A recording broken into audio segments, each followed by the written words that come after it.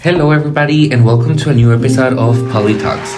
We're so glad that you're here, and we're glad to share that this podcast gives us the chance to speak up, explore the real government policies, and see how they affect to our everyday lives, especially right here in El Paso, Texas. That's right. Today we're talking into two big topics that are controversial and mostly those affect millions of Americans: student loan forgiveness and gun control.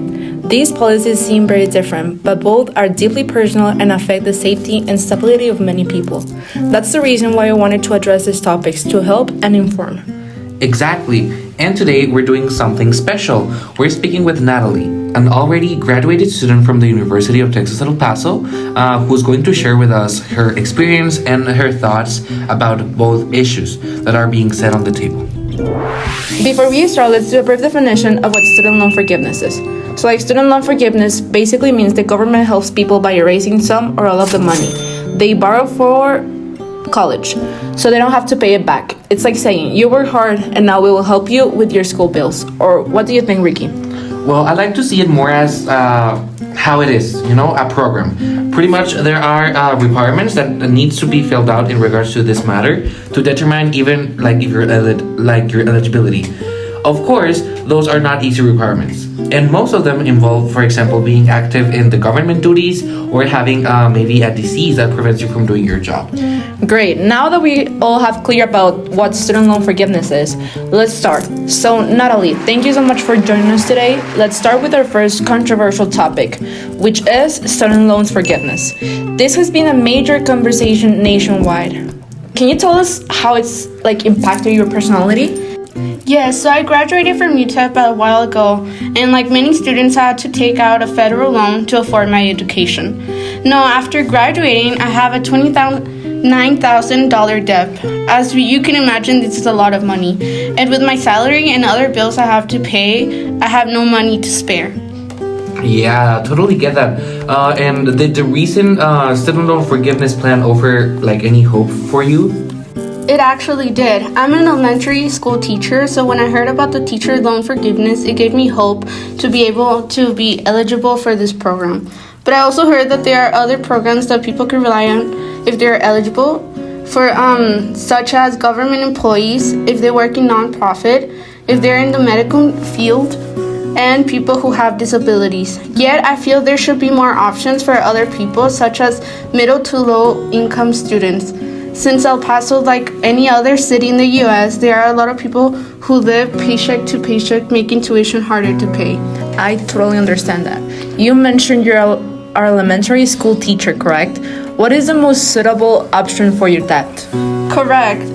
So as I mentioned, I believe I would be eligible for the teacher loan forgiveness that could even pay up to $18,000 of my debt, which could really make a huge difference in my life. Wow, that sounds actually like a good relief for yourself. But after hearing all this, I can only realize that, for example, even with this temporary relief that these programs might provide, it never stops being just temporary.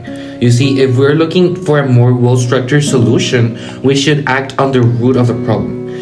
Maybe, as you said, Natalie, the government maybe should redirect their efforts into making tuition more affordable for low-income families. Great, let's move to another serious and controversial topic, gun control. Ricky, can you explain to us a little bit of what gun control is? Yes, of course. So basically, what I understand about gun control is anything in regard to maybe extra precaution or a specific measure that can be taken to regulate how someone can acquire a gun and the usage they can give to it. However, there are many divided opinions as for how extreme or how liberal these precautions should be. Of course, I understand that everybody's trying to protect themselves either way, Yeah, I understand that, and that's right. El Paso knows this issue all too well, especially after the 2019 Walmart shooting.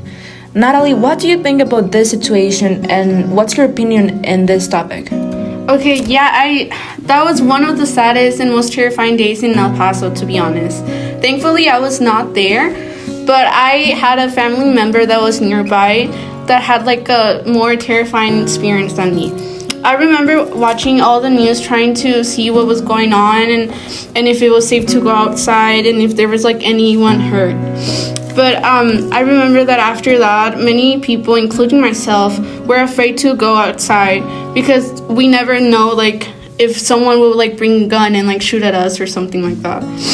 Sadly, this has happened a lot of times. Thankfully, not in El Paso, but there has been a lot of school shootings in the U.S. for several years. And as an elementary school teacher, this issue is really scary because it makes me think, like, what if this happens to my school and I will not be able to protect my students? Yeah, and I mean, I totally understand how you feel, and maybe the majority of the El Pasoans feel the same way. Now, we know for sure that gun regulation laws change in every state. And after 2021, when we passed the permitless carry law, these regulations pretty much just like disappeared. You see, because anyone over the age of 21 can carry a handgun with no requirements to be fulfilled. Like, for example, not any proper training or even a background check. In other words, this law, also known as the constitutional carry, can allow anyone to carry a handgun without a license. So, Natalie, do you remember if you felt protected at the time by the law before the shooting, or in your opinion, has anything maybe changed in these recent years?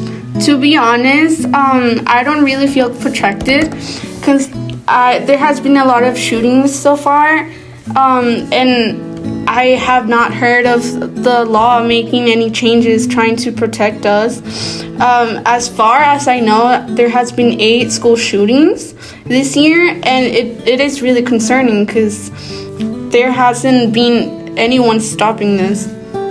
Yeah, of course. And I mean, I totally get your point of view, and I think many of us can agree with that.